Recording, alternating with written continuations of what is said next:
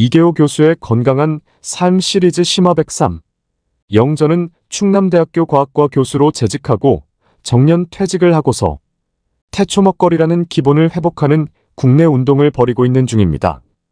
태초먹거리가 13년 전에 2010년도 7월 달에 시작할 때는 100% 전부 암 환우들 대상으로 했어요.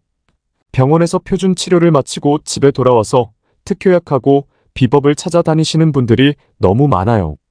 제가 그분들 심정을 이해를 못하는 건 아닌데, 암 환우가 됐든 누구든 간에 병에 걸리게 되면 증상이 나타났잖아요.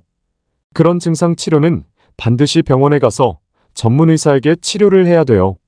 그런데 문제는 증상이 나타나게 한 원인이 있죠. 원인은 의사가 치료를 못해요. 그 사람의 삶 속에 있거든요. 사람 먹거리가 됐던 생활 습관이 됐든 환경이 되었든 간에 최소한도 5년, 10년, 15년 계속 반복되는 무엇이 있는데 이걸 고치지 않고 병원에서 얘기하는 치료하고 그 다음에 특효약 비법을 찾아다닌다는 거예요. 그걸 찾아다니다가 참 안타까운 케이스를 굉장히 많이 보죠. 결론은 뭐예요? 특효약, 비법은 없어요. 문제는 전부 다 자기 자신이 갖고 있기 때문에 자기 자신한테서 기본이 무너진 부분이 뭔지를 찾고 적절한 치료는 전문 의사의 도움을 받아서 적절한 치료를 하되 자기가 할 일은 자기가 해야 되는데 자기가 할 일을 자기가 안 한다는 거예요. 양이 중요한 게 아니다. 뭐가 중요하다고요? 질이 중요하다는 거죠. 그 개념을 좀 바꾸셔야 돼요. 당신이 하고 싶은 거, 당신이 먹고 싶은 거, 건강보조식품이 됐던 음식이 됐든 또는 어떤 행위가 됐든 방법이 됐든 간에 항상 어느 것이 가장 좋은 거냐면요. 자연스럽고 단순한 것이 가장 좋다. 자기가 생각해 보세요. 이게 자연적인 건지 인공적인 것인지 이게 얼마나 간단한 것인지 이게 얼마나 복잡한 것인지를 보고서는 자연스럽고 단순한 것을 선택하게 되면 자연의 법칙에 따라가게 돼 있어요. 복잡하고 인공적인 것은 뭔가 사람의 생각이 굉장히 많이 들어갔다는 거예요. 예를 들면은 우리 주부님들이 가장 싫어하는 게 뭐예요? 요리하는 거잖아요. 그죠? 요리를 하면 할수록 맛이 있어요. 그런데 원래 그 식물에 들어가는 영양 성분을 계속 파괴가 일어나고 있는 거예요. 그래서 요리는 가장 간단하게, 그래서 제가 김치 담그는 것도 가르쳐 주는데요. 김치 담그는 거 딱 20분 만에 김치 담가요. 하여튼 자연스럽고 단순한 것이 가장 좋다. 자연의 법칙에 최대한 순종하는 삶을 사는 것이다. 자연인이라 그래가지고 또 방송에 나오시죠. 산속에 가시면 안 되고요. 방송에서 나오는 자연인들은 주로 어디에 살고 있죠? 심심산골에 살고 있잖아요. 지리산 안에서 자연인 생활하시는 분 있잖아요. 그분은 스트레스 받을까요? 안 받을까요? 어마어마한 스트레스 받아요. 왜요? 가을이 돼가지고 자기가 먹을 거 농사를 지어놨는데 고라니하고 멧돼지가 와가지고 다 망쳐놔요. 그 다음에 여름철에 또 농사 짓는데 비가 안 와.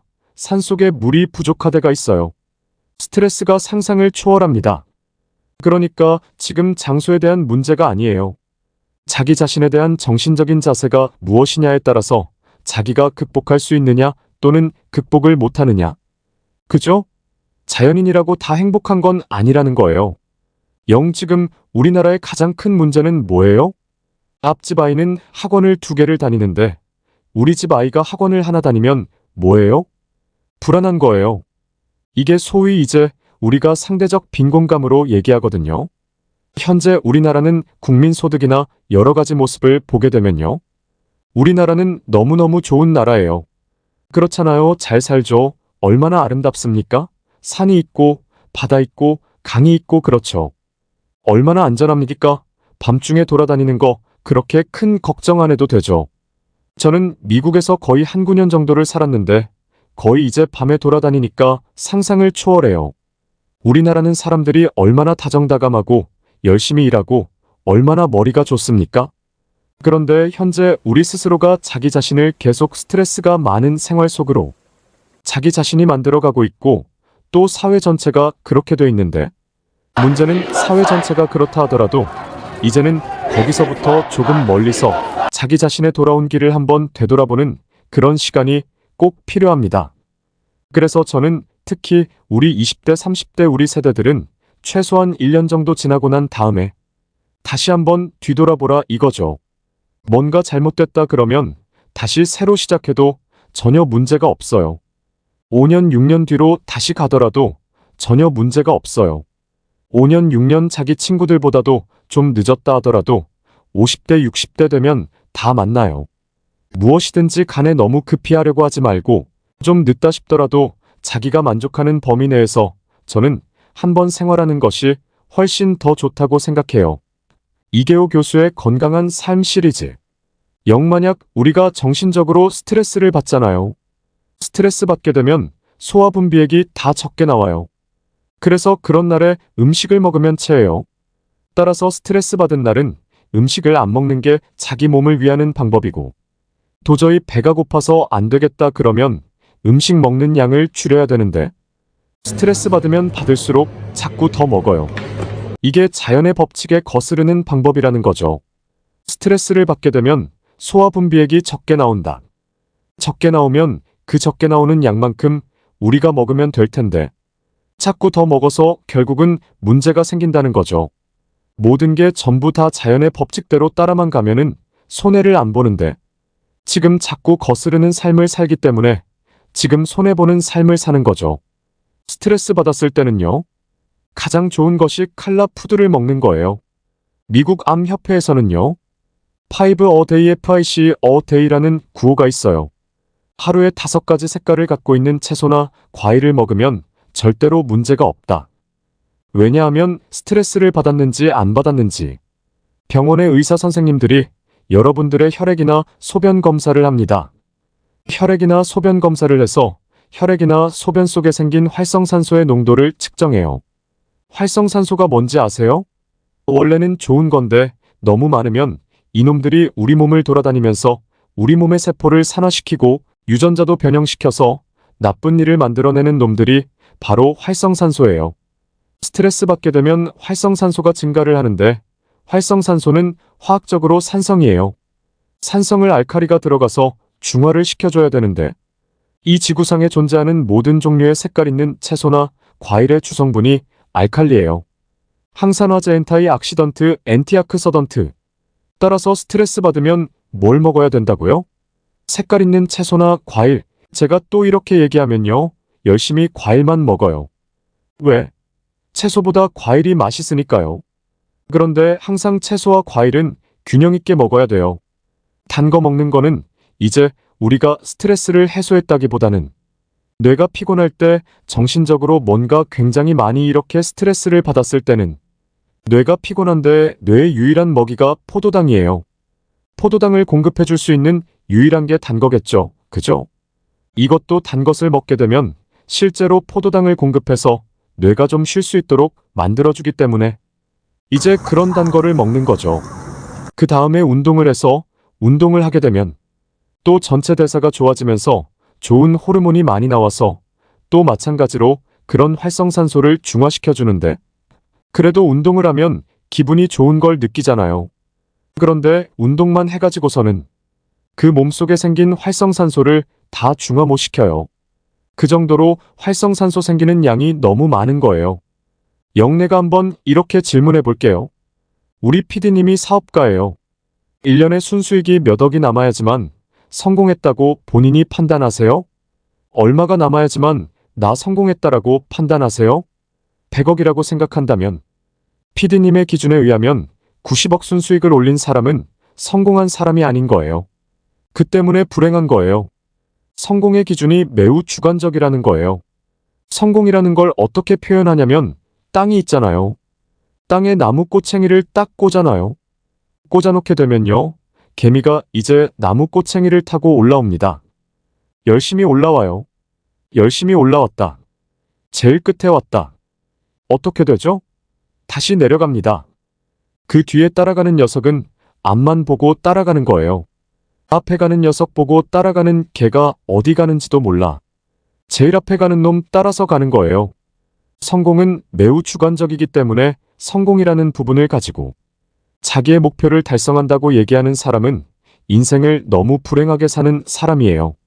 지금 우리나라가 가장 잘못된 부분이 뭐냐 하면은 어떤 사람의 성공을 평가할 때 결과를 가지고 평가한다는 거예요. 성공의 평가는 절대로 결과가 되어서는 안 돼요. 뭐예요? 과정이에요. 과정. 과정을 가지고 그 사람이 성공했느냐, 안 했느냐를 가지고 평가를 해줘야 되지. 결과를 가지고 평가를 하기 때문에 이 세상이 이렇게 혼탁한 거예요. 그리고 무리하는 거예요. 과정이 내가 보람있게 행복하게 자랐다면은 비록 1억의 순수익이 남더라도 그 사람 뭐예요? 행복한 사람인 거예요. 심지어는 1억의 손실을 보더라도 이 사람은 행복한 삶을 살 수 있는 사람이에요. 결과를 가지고 행복을 따지지 말고 과정을 가지고 행복 기준을 따지게 되면 지금보다는 훨씬 더 행복한 삶을 살 수 있어요. 지금 우리 PD님이 이 방송하고 난 다음에 시청률이 안 나오더라도 잘 나와야 되겠지만 안 나오더라도 뭐예요? 거기서 행복하게 살아야 된다는 거예요. 그게 행복이죠. 시청률 2 나오고 3 나오면 행복할 줄 알죠. 그러면 또 요구가 위에서 내려와요. 사내라, 오내라, 끝이 없다는 거예요. 그죠? 그걸 따라가는 게 내가 잘못되었다는 건 아니에요. 그렇지만 그게 행복의 절대 기준이 아니다. 결과가 어떻게 되든지 간에 내가 최선을 어떻게 살았느냐, 과정이 진짜 행복의 결정적인 요소예요. 결과에 연연하지 말고 결과는 그냥 자연의 순리에 맡기라 이거죠. 내가 만약에 돈을 벌 수 있는 그런 기회가 된다면 돈을 벌 것이고 돈을 벌 수 있는 기회가 안 된다면 내가 아무리 열심히 하더라도 돈을 못 벌어요. 결과는 뭐냐 느끼고 최선을 하는 과정 속에서 행복을 누리는 것이 훨씬 더 알찬 삶, 즉 인간다운 삶을 사는 방법이에요. 돈이 있어서 기쁠 것 같지만서도 돈이 있어서 슬픈 사람이 더 많거든요. 꼭 돈이 기쁨의 절대 조건이 아니라 돈이 있든 없든 기쁘게 살아야 되는 거예요. 사회에서 인정을 받든 못 받든 간에 기쁘게 살아야 합니다. 기쁨은요, 인간에게 선택사항이 아닌 필수입니다. 기뻐야만 내가 살 수가 있어요. 영 기쁜 일이 없다면 이렇게라도 하세요. 기쁜 일을 도무지 찾을 수 없다. 하루에도 수십 번 스트레스 받는다. 그럼 어떻게 해야 할까요? 최소한도 기쁘게 살려고 노력을 해야 된다. 그것도 잘 안 된다. 그러면 저는 그런 분들한테 뭘 제가 자꾸 가르쳐 드리냐 하면 휴대폰을 이용하라 그래요. 검색어로 웃기는 얘기, 재미있는 얘기, 짜증날 때 그거라도 한번 보고 혼자서 구석에서라도 눈물을 흘리면서라도 기쁘게 살려고 노력하는 그 자체가 그 사람에게 원동력이 돼요. 슬프다고 그냥 고개 숙이고 있는 그 자세보다는 슬픈 자세에서 실망된 자세에서는 뭔가 그래도 기쁨을 찾으려고 노력하는 그 자세가 기쁨으로 가는 시작이다 이거예요. 육체적 건강은 굉장히 좋은데 정신적 건강이 나쁘게 되면은요. 그런 사람들이 주로 이제 우울증이라든지 정신적으로 혼란을 겪는 사람이에요. 근데 육체적 건강과 정신적 건강을 항상 두 개가 떨어질래야 떨어질 수 없이 같이 좋게 하려고 노력을 해야 되는 거예요. 육체적으로 여러 가지 절망 상태에 있는 분들은 일단 정확한 진료와 치료는 병원에서 전문 의사에게 맡겨야 돼요. 두 번째, 원인에 대해서는 본인이 해결을 해야 된다는 거예요. 근데 그 원인을 모를 수 있잖아요. 그죠? 근데 거의 대부분 제가 보니까 이 자연의 법칙에 거스르는 거예요. 기본이 많이 무너져 있어요. 특히 먹을거리라든지 생활 습관이라든지 정신적인 건강에 있어서 많이 무너졌기 때문에 가장 먼저 자기의 삶 속에서 무엇을 고칠 것인가라는 부분을 같이 하면서 또 병원의 적절한 진료를 받아서 치료를 하게 된다면 원인과 증상을 같이 치료하니까 훨씬 지금보다는 좋아지실 거예요. 단 이 세상에는 특효약과 비법은 없다. 찾아다니시면 안 됩니다. 특효약과 비법은 누가 갖고 있어요? 본인이 갖고 있다. 그걸 꼭 믿어야 합니다.